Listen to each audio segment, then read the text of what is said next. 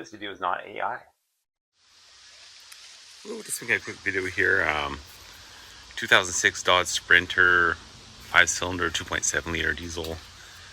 Changing the thermostat out because the thermostat had stuck. That guy there, and then the bottom bolt is right above the oil filter cap.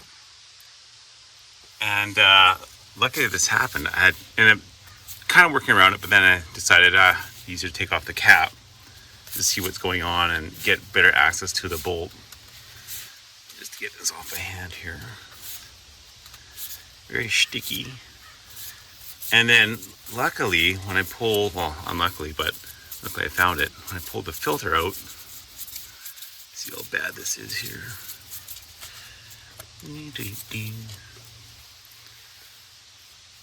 I found that the filter cap cage had broken.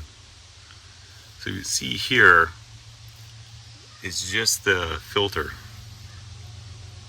No cage. Cage is down in there still. So goal today is to get that out. And then I also found that part of the cage is fractured and missing bits of the cage. So I'm just gonna try vacuuming that out and make sure nothing went, well, get what I can out of the oil gallery that feeds the main bearings. Okay, got the filter out. And that's, just prevent making a huge mess. And the remaining piece in there is the stem that holds the oil in the filter housing to avoid, so you get oil right away. There's always that. There we go. And now it'll drain out of there. That will allow it to drain the filter cavity there. Yeah, there it goes down the tubes. There's the thing. There's the oil draining out. And that's just because the final small seal at the end, there's a hole in the very end there. It's just a plug basically. That, once that's pulled out, it allows it to drain back to the oil pan. So just following the route of the oil flow, you can't see anything, but anyway, the oil pump is on the very front of the engine, your first main bearing area, and then it pushes through the oil cooler in the back. Let's see, once I brake clean it, it'll be a bit easier to see, but there's a hole, there's one hole there,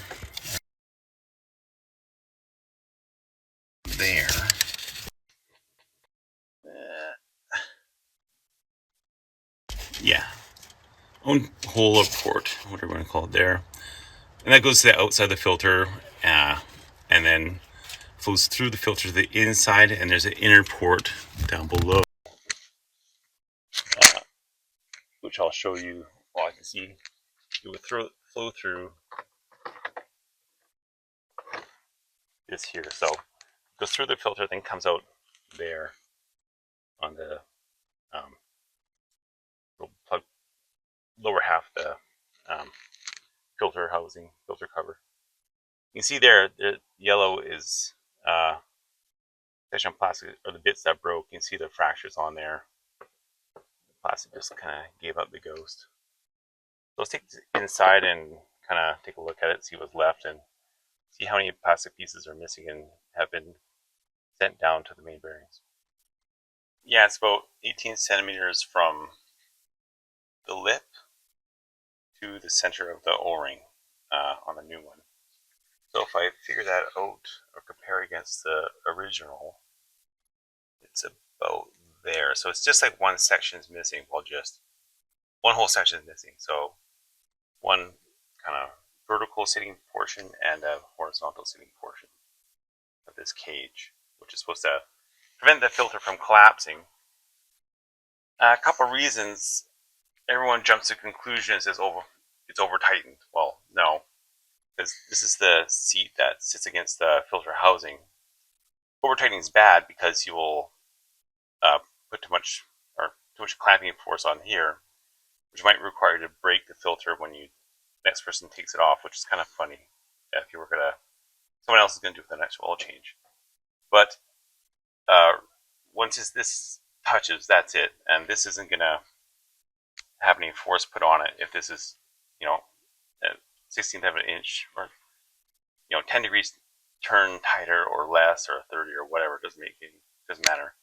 Once this touches, that's it, and this has does not absorb any of the torque put on here. It's just a O-ring, 2 O-rings slide in and out of the filter housing, so it's not over torquing that could break this. One thing could be is oil pressure. I usually don't run this van in the winter, but this year I did because I need it for a move and stuff, so I put 1540. It had 1540 in oil in before synthetic. Now I have 1540 conventional oil. No, it's garbage here. This stuff, 1540 diesel. The reason I went for 1540 is because 1030 wasn't on sale. This was also somewhere here. I'm pretty sure. Yeah. So it's okay oil, 1540 conventional, non-synthetic. That will during cold starts, 15W is just the manufacturer's guess, just not actual.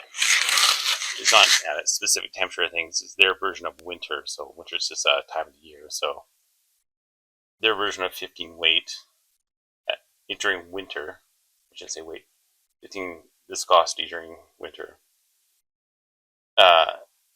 could apply a bit more force to the filter and make it kind of collapse. But the original filter, or the filter that was in at the time, doesn't show any signs of collapsing. Nothing down the center is deflecting, showing that it put extra pressure on the cage, which could have broke the cage. And the third thing, of course, is it's just old. It's 20 years old, 400,000 kilometers. There's no doubt the original filler cap. So it's just done. Okay, let's see how brittle this stuff is. Okay, so a flat screwdriver in there. Yeah, there's nothing to break it. It's done. Yeah. I'm lucky more of it didn't break and fall into the oil galleries. So long story short, replace your oil filler cap. I don't know how many years, but less than 20 years and less than 400,000 kilometers. Yeah. Okay, so next step is going to be to vacuum it out. Look at my vacuum cleaned out here, just so I can see what ends up in here. Get some oil. I'll try vacuuming just without soaking it with a brake clean. You can see the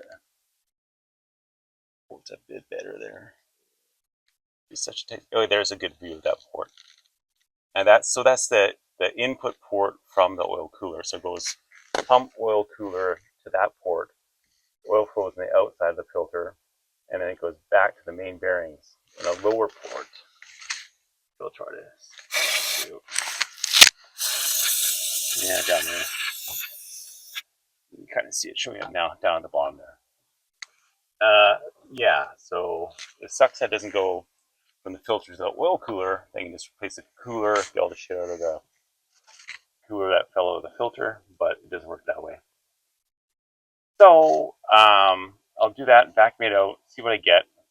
Probably nothing, considering the vacuum has to draw the air past 0.003 of an inch spacing between the bearings, and won't get much flow in from the oil pan up through this gallery to pull out those pieces, but who knows what you get, and it'll all be great.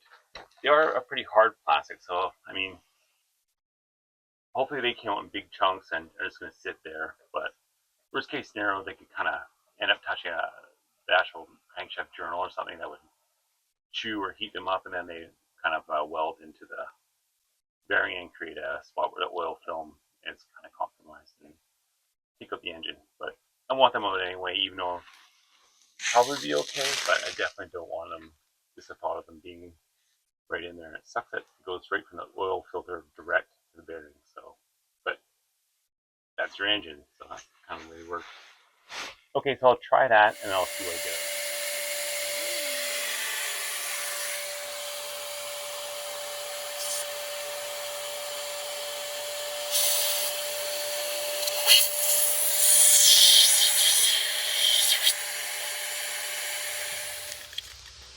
it, so we won't be able to get a good look at it, but that's our outlet port, so it's not this guy, that's out of cool. Let's get it in view. That looks like a spring, like a high pressure, like a overpressure spring or something. I'm not sure what that does, but you can get oil out of that. I put the vacuum on that and got quite a bit of oil out. That's our outlet ports down further. Down there. It's not the very bottom. That just goes to the pan. On the side of that drilling or section of the housing is another port. It's pretty big too, but it's just so far down I can't get the camera down into it. I guess I get the small. There's kind of on the side, so towards the, I guess it'd be the dipstick on the engine if you could see out here, but towards the air box almost, the air cleaner box. Yeah, that's where the actual port is. So somehow I've got to get down there to vacuum out. I can vacuum with the whole thing, the whole suction on the whole thing, but I also get flow or air from the oil or crankcase or oil pan out to the center. So I'd have to plug that maybe. Not sure how I can do that though. Or get a hose and go down there and turn that corner and get into the main gallery there. So keep trying that. I couldn't get at that hole where the oil goes out to the main bearings. So luckily this piece is separated, so I just teach it onto the hose and we'll put that back down. And then you can see the oil flow would come out there. So I'll draw it back in through there. And that plugs the bottom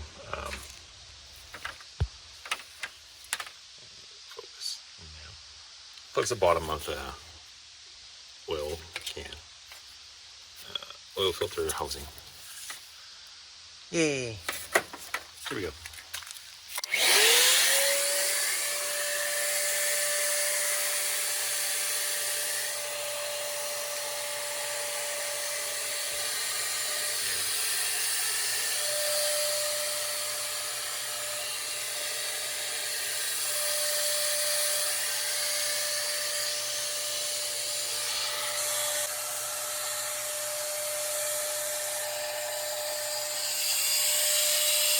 Probably also due to like the oil's cold, so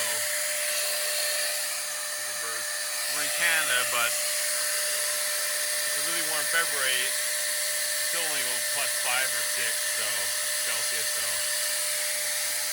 pretty thick oil. Okay, so after all the vacuuming and all that stuff, I think I got zip. Put some solvent in the oil just to